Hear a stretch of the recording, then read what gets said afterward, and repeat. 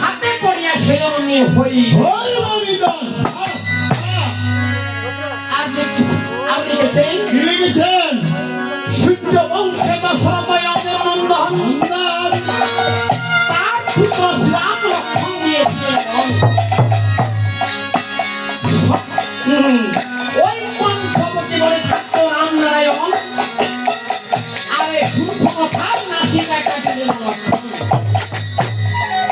সুরক্ষমতার নাসিকা কাটিলেন লক্ষ্মণ এই কারণে রামের সীতা হরিল রাবণ রাবণকে বধ করিলেন ব্রহ্ম সনাতন এই যে রাবণকে বধ করিয়া ব্রহ্মদের শাসক হইলেন রামনারায়ণ আর লিখলেন সূর্য বংশের সম্পূর্ণ বিবরণ সূর্য বংশে আদি পুরুষ কে সম্পূর্ণ কথার বিবরণ শ্বেতবাণী লিখলেন সূর্য বংশে আদি পুরুষ হয় নিরঞ্জন তার পুত্র ব্রহ্মা বিষ্ণু হয় মহেশ্বর এক কন্যা ছিল নামে যে কন্দিনীকে সমর্পিত জগৎকাল মুনির পুত্র নারদকে পাঠাই সেই ঘরে জন্ম নিল তার নাম ভানু ভানুর পুত্র হলো মরিচ মরিচের পুত্র হলো বিষ্ণু বিষ্ণুর পুত্র হলো যে বিষ্ণুর পুত্র হলো আছে সেই সূর্য সূর্যের পুত্র মনু মনুর পুত্র সুসেন সুসেনের পুত্র এতে প্রসন্ন প্রসন্নের পুত্র ভুবনেশ্বর ভুবনেশ্বরের পুত্র মানদাতা মানদাতার পুত্র হলো পৃথু পৃথুর পুত্র হলো ইক্ষ্বাকু ইক্ষ্বাকুর পুত্র হলো এই বসিকুণ্ড বসিকুণ্ডের পুত্র হলো বুধ বুধের পুত্র হলো খান্ড খান্ডর পুত্র দণ্ড দণ্ডের পুত্র হারিক হারিকের পুত্র হলো হরিবীর হরিবীরের পুত্র হলো হরিশ্চন্দ্র রাজা আর হরিশ্চন্দ্রের পুত্র হলো রুহিদাস রুহিদাসের পুত্র হলো সগর রাজা সগরের পুত্র হলো অসমন্দ অসমন্দের পুত্র অংশুমান অংশুমানের পুত্র হলো দিলীপ দিলীপের পুত্র হলো ভগীরথ যে ভগীরথে গঙ্গা এনেছেন সে ভগীরথ দিলীপের পুত্র আর ভগীরথের পুত্র হলো সুদাস সুদাসের পুত্র হলো সৌদাস সৌদাসের পুত্র হলো রঘুরাজ রঘুরাজের পুত্র হলো অজয় অজয়ের পুত্র হলো দশরথ রাজা দশরথের পুত্র হলো শ্রীরামচন্দ্র এইরকম শের কফলে জয় তত্ত্ব তখন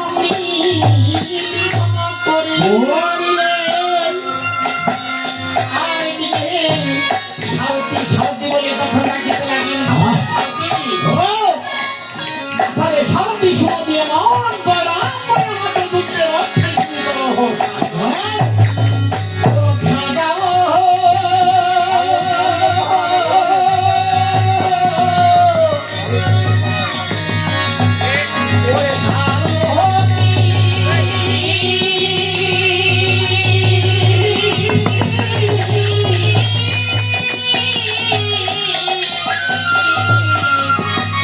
Oh,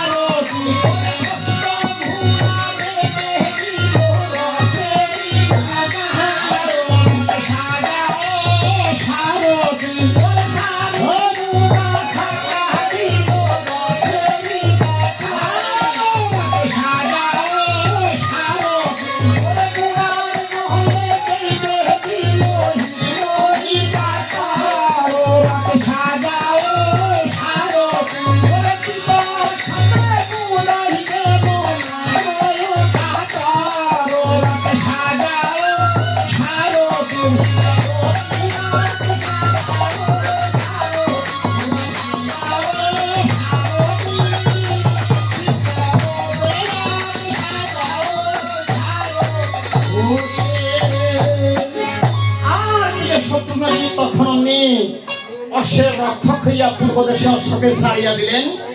আর এই পূর্ব দেশের রাজা ছিল বিরূপাক্ষ রাজা। সেই বিরূপাক্ষ এই যে অশ্বের কপালে জয়পত্র দেখিয়া তখন আমি একটু ধান্বিত হইলেন। বলছেন আমাদের কে ভঙ্গন করেছে মহারাজ? আমরা বন্ধন করেছি, আমার সৈন্য সকল নিয়ে আমরা বন্ধন করেছি।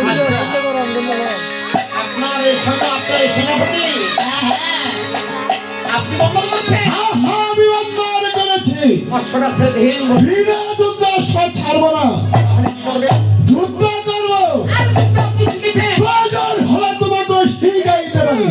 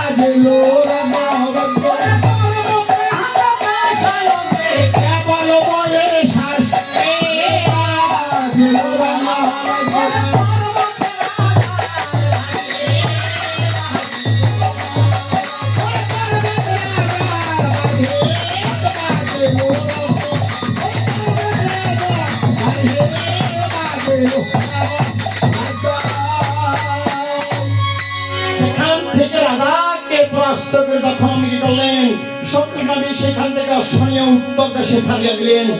উত্তর দেশে ছিলেন রাজা সুবাহু, তাকেও সেখানে পরাস্ত করলেন। আর সেখান থেকে অশ্বকে জয়রাম বলিয়া তখন পশ্চিম দেশে ছাড়িয়া দিলেন। সেই পশ্চিম দেশে ছিল রাজা বীরবাহু, অত্যন্ত প্রতাপশালী রাজা বীরবাহু ছিলেন, যার নাম শুনলে ভাগিয়ার মহিষে এক হাতে জল খায়। সেই অশ্ব শ্রীরামচন্দ্রের বীরবাহু রাজার বাড়িতে হইতেন তার ভাই। তখন রাজা অশ্বকে ভ্রমণ করলেন আর শত্রুর মধ্যে সেখানে তার সাথে যুদ্ধ করে তাকে পরাস্ত করলেন। আর আপনি 3 দিন ভয় করে আজকে শত্রুকে শান্তিতে বলছেন, এই বলছেন আরে শান্তি বলো। আমরা হাসতে খেলতে আমরা এই যে 3টা দিন আমরা জয় করেছি, দক্ষিণ দিকে না গেল আমাদের সামনে। এই যে তুমি যে বলছো দক্ষিণ দিকে আমাদের না গেলেও চলবে, কেন ওই জায়গায় কি কোনো বীর নেই? আরে দক্ষিণ দেশে ছিল লঙ্কা রাবণ, আমার দাদা শ্রীরামচন্দ্র তাকে এক ঘরে তাকে করে আসে। আরে যদি সেখানে কোনো নতুন বীর জন্মগ্রহণ করিয়া থাকে তখন আমাদের উপায়টা কি হবে?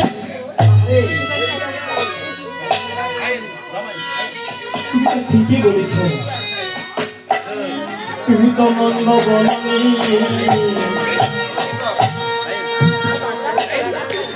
তুমি নন্দ বননি। এক বীর মারা গেলে আরো কত বীরের জন্ম হয়। এই সিদ্ধান্ত সকল শাস্ত্রে কয়।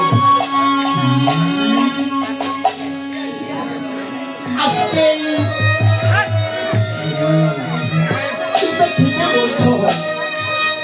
দক্ষিণ দেশে নতুন কোন বীর যদি জন্মগ্রহণ করে থাকে তাহলে আমাদের উপায়টা কি হবে?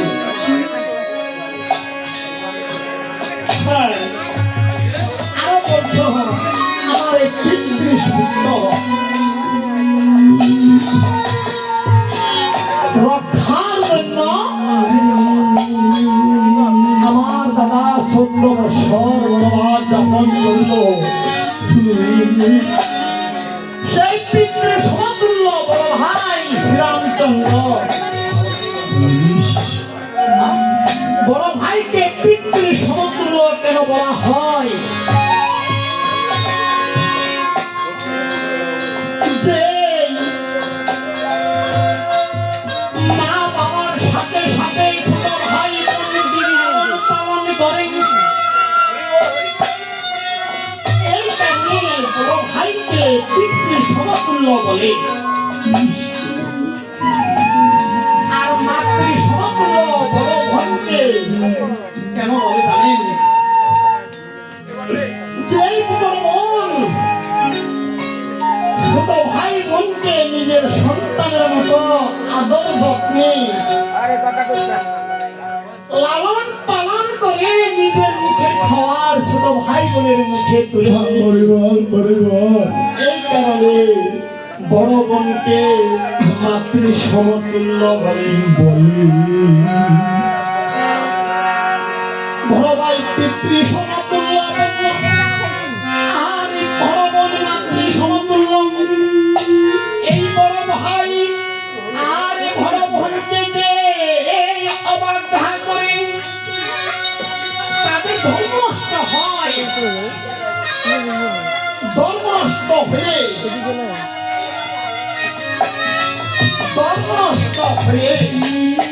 তাদের নরক গতি হয়।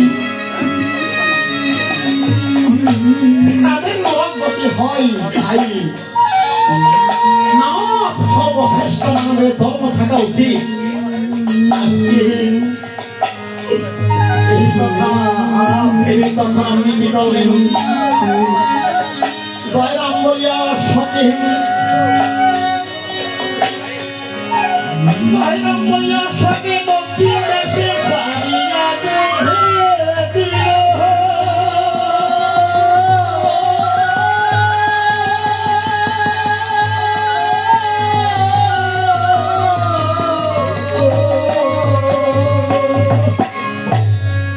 আর ওই শ্রীরামচন্দ্রের দৈত্যের ওই বাল্মীকি ঠাকুরের তপবনে উপনী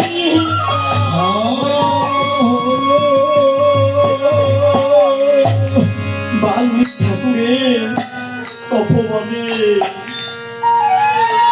শ্রীরামচন্দ্রের লক্ষ্মী সীতা কত দুঃখে কত কষ্টে আছে আমার। আরে ভগবান, যে সীতা জগতের কন্যা,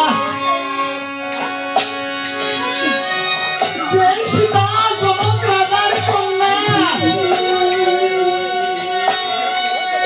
আর দশরথের পুত্রবধূ, রাজার কন্যা, রাজার পুত্রবধূ, আজকে সে অবাগিনী হয়ে আজকে ওই মুনি তপবনে ওই পঞ্চমাসের ধর্ম কালে মাসবে ও মাই বনবাসী হইলে